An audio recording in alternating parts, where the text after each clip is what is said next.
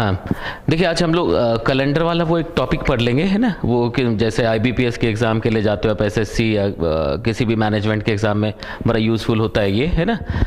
Actually इसमें होता क्या है कि भी आपको जैसे क्वेश्चन दिख रहा है, what was the day of 15 अगस्त 1947, मतलब ईयर और डेट पता होगा और हमारे को डे पता करना होगा, ठीक है। तो इसमें ऑड डेज के कॉन्सेप्ट पे काम करते हैं हम लोग, है ना, ऑड डेज।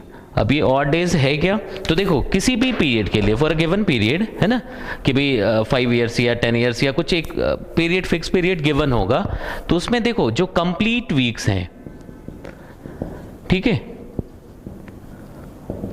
कंप्लीट वीक्स के बाद जो एक्स्ट्रा डेज बचता है दैट इज ऑड डेज, ठीक है।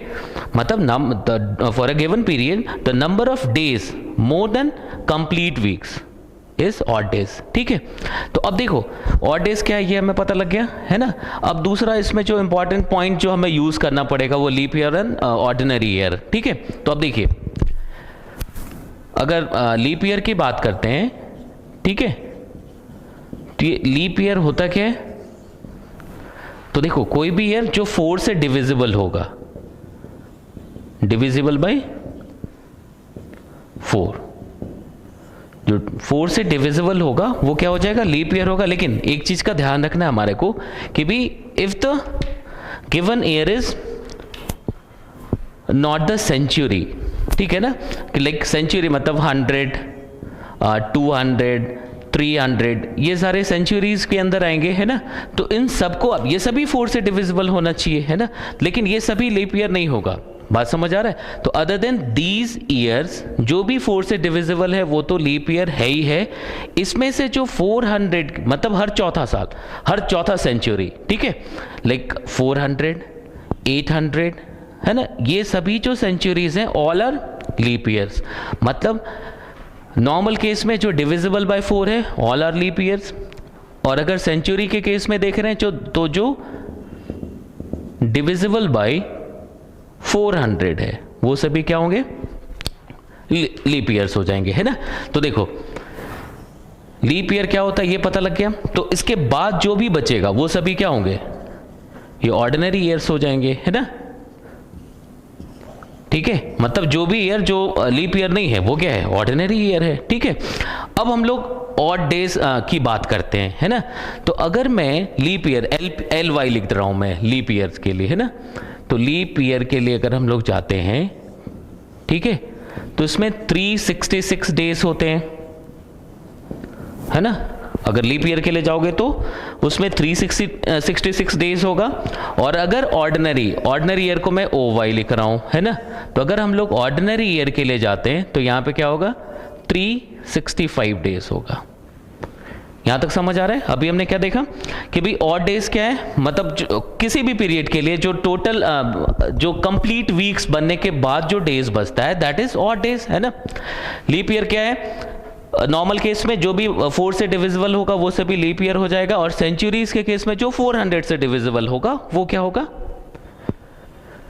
लीप ईयर बनेगा, ठीक है। तो अब हम लोग देखते हैं कि भाई ऑड डेज लीप ईयर के केस में कितना होगा, है ना। तो अगर हम लोग लीप ईयर की बात करते हैं तो 366 डेज, है ना। तो इसमें देखो 52 वीक्स कंप्लीट हो जाता है कितने डेज में, देखिए 364 डेज में, है ना। तो बच गया कितना, टोटल डेज कितने थे, 366 थे, 364 के लिए हमारा 52 वीक्स कंप्लीट हो जा रहा है। तो जो एक्स्ट्रा बच रहा है यही क्या हो गया, तो एक्स्ट्रा जो बचा वो 2 डेज, ये क्या है, ऑड डेज लिख सकते हैं। ये क्या हो गया हमारा, ऑड डेज, ठीक है। फॉर द ऑर्डिनरी ईयर्स, मतलब अदर देन लीप ईयर्स की अगर हम लोग बात करते हैं, दे आर 365 डेज, है ना। तो देखो 365 में फिर से 52 वीक्स हो जाएगा, कितने, 364 डेज में, तो प्लस 1 बच गया। तो ये जो 1 बचा फिर से ये क्या हो गया, ऑड डेज। यहां तक समझ आ रहा है ना। तो लीप ईयर के केस में अगर लीप ईयर है तो 2 ऑड डेज होंगे, अगर ये ऑर्डिनरी ईयर है तो क्या होगा, 1 ऑड डेज होगा। यहां तक समझ आ रहा है। अब इसको आगे बढ़ाते हैं। अब अगर हम लोग 100 ईयर्स की बात करते हैं, ठीक है। तो 100 ईयर्स में देखना, एक एक कॉन्सेप्ट समझते जाना, कुछ है ही नहीं इसके अंदर, है ना, बहुत आसान चीज़ है, अभी आप इसी सेशन में आप समझ जाएंगे, है ना, ये जो लेक्चर है। तो अब देखिए, अब अगर मैं 100 ईयर्स की बात करता हूँ, है ना, 100 साल लिया, इसमें टोटल 100 ईयर में कितने, 100 ईयर्स में कितने हमारे पास ऑड डेज होंगे, ठीक है। तो अब सबसे पहले तो हमारे को ये पता करना पड़ेगा कि आउट ऑफ 100 ईयर्स इसमें कितने लीप ईयर्स होंगे और कितने ऑर्डिनरी ईयर्स होंगे। तो देखो 4 से डिविजिबल है ना, तो अगर हम लोग यहाँ पे 100 को 4 से डिवाइड करते हैं विल गेट 25, है ना, 25 लीप ईयर्स होने चाहिए थे।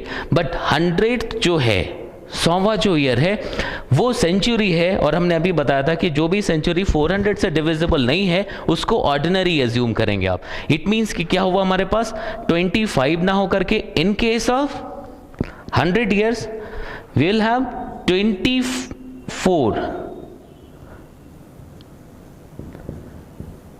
लीप ईयर्स, ठीक है। 24 क्या होंगे, लीप ईयर्स हो जाएंगे, और जो बच जाएगा, बचेगा कितना, 76 क्या होगा, ये ऑर्डिनरी ईयर्स हो जाएगा।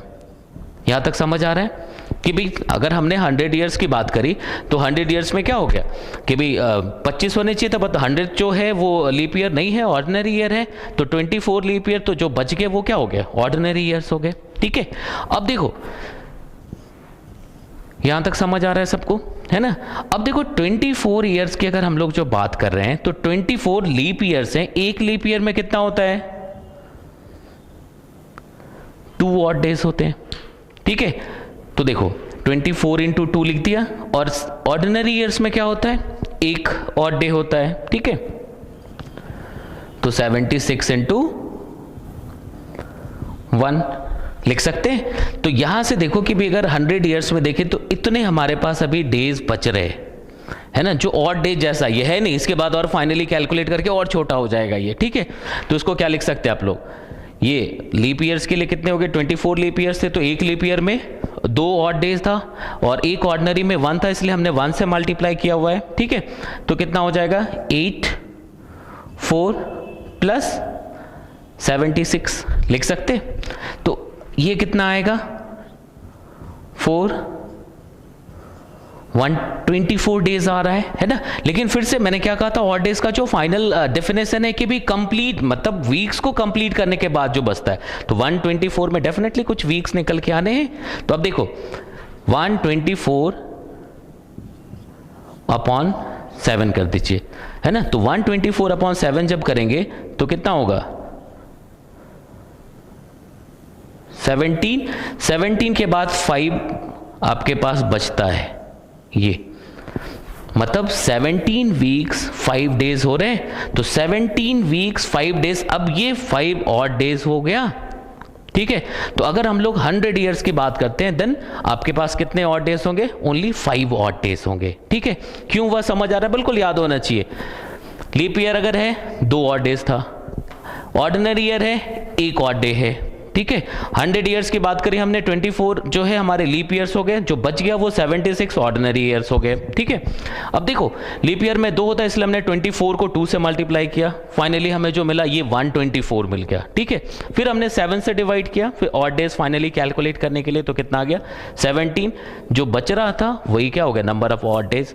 तो यहां से इस पूरे कैलकुलेशन से आपको क्या पता लग रहा है, देख लीजिए, समझ लीजिए आप इसको, है ना। तो यहां से ये पता लगा कि अगर हम लोग 100 ईयर्स की बात करते हैं, है ना, तो इसमें तुम्हारे पास 24 लीप ईयर्स होंगे, जो बचेगा 76 वो क्या हो जाएंगे, ऑर्डिनरी ईयर्स होंगे, ठीक है। और नंबर ऑफ जो ऑड डेज होगा इट विल बी 5, ठीक है। ये ऑड डेज का नंबर हो गया, यहां तक समझ आ रहा है, ठीक है। अब अगर आप 200 ईयर्स की बात करो कि भाई हमें 200 ईयर्स चाहिए, है ना, तो अगर आप 200 ईयर्स की बात करते हैं तो कितने ऑड डेज होने चाहिए, 100 में 5 है तो 200 में कितना हो जाएगा, 5 इंटू 2 तो कितना हो जाएगा 10। फिर से 7 से डिवाइड करेंगे, नंबर ऑफ जो कंप्लीट जो वीक्स है उसको हटाना है, तो कितना बच जाएगा, 7 से डिवाइड करोगे तो हमारे पास क्या होगा 3, तो ये 3 ऑड डेज हो गए, ठीक है। कि अगर हम लोग 200 ईयर्स की बात करते हैं, will have 3 odd days. 100 years में कितना था? 5 था। अब अगर हम लोग 300 की बात करते हैं, देखना समझते जाइएगा इसको, है ना। अगर 300 ईयर्स की बात करोगे आप तो क्या आएगा? 5 इंटू 3 तो कितना आ जाएगा? 15। ठीक है, 15 को फिर से आप 7 से डिवाइड करते हो तो 2 आएगा और 1 बचता है आपके पास, मतलब नंबर ऑफ ऑड डेज कितना हो गया? 1। ठीक है, लिख सकते। तो देखो यहां से क्या पता लगा, 100 ईयर्स में 5 ऑड डेज, 200 ईयर्स में 3 ऑड डेज, 300 ईयर्स में 1 ऑड डे बचा, है ना। अब हम लोग एक 400 का कर लेते हैं, फिर उसके बाद ऑलमोस्ट क्वेश्चन कर पाएंगे हम लोग, है ना। यहां तक समझ आ रहा है? अब देखिए, अगर हम लोग 400 ईयर्स की बात करते हैं, है ना, तो अगर 400 ईयर्स की बात करोगे आप तो क्या होगा? 5 इंटू 4 होना चाहिए, है ना। नंबर ऑफ अगर ऑड डेज देखेंगे तो 5 इंटू 4 होना चाहिए था, लेकिन 400 वाला जो ईयर है वो अगेन एक लीप सेंचुरी है, मतलब वो जो ईयर है वो सेंचुरी वो है, तो एक एक्स्ट्रा ऐड हो जाएगा। क्यों एक्स्ट्रा ऐड किया, समझ आ रहा है? क्योंकि एक तो हमने अभी तक सारे सेंचुरीज को जो 100 आ रहा था, 200 आ रहा था, उन सभी को ऑर्डिनरी ईयर अज्यूम किया था, तो 1 तो ऑलरेडी इसमें इंक्लूडेड था। सिंस 400 तो जो ईयर है वो क्या है, अपने आप में एक लीप ईयर है, तो एक एक्स्ट्रा ऐड कर देंगे, देन क्या हो जाएगा? 5 इंटू 4 20 प्लस 1 21, और ये 7 से अगर देखोगे तो कंप्लीटली डिविजिबल है। इट मीन्स कि वीक कंप्लीट हो गया, मतलब 400 ईयर्स में 0। ठीक है, अगर 400 ईयर्स की बात करते हैं तो 0 ऑड डेज होंगे। ठीक है, यहां तक समझ आ गया? तो एक्सप्लेनेशन क्या था, यहां तक समझ आया तो मैं यहां पे लिख दे रहा हूं। अगर आप 100 ईयर्स की बात करते हो, 5 ऑड डेज हमने कैलकुलेट किया। ठीक है, अगर हम लोग 200 ईयर्स की बात करते हैं, हमारे पास क्या हो गया? 3 ऑड डेज आया। अगर 300 की हमने बात की, ठीक है, तो हमारे पास कितना आ गया? 1। और अगर हमने 400 की बात की तो कितना आ जाएगा? 0। ये नंबर ऑफ ऑड डेज है। ठीक है, यहां तक सबके समझ आ रहा है? अब देखिए 400 का मल्टीपल में जो भी आएगा, अब जैसे 800 ईयर्स ले लो या 1600 ले लो, 1200 ले लो, इन सभी में क्या होगा? नंबर ऑफ ऑड डेज जो होगा वो क्या होगा? 0। क्लियर? अब देखिए यहां तक सबके समझ आ गया, क्या कैलकुलेशन था वो भी मैंने समझाया था, है ना। ये लीप ईयर क्या है, कैसे 2 और 1 लिखते हैं, ये सबको पता लग गया है। Very good.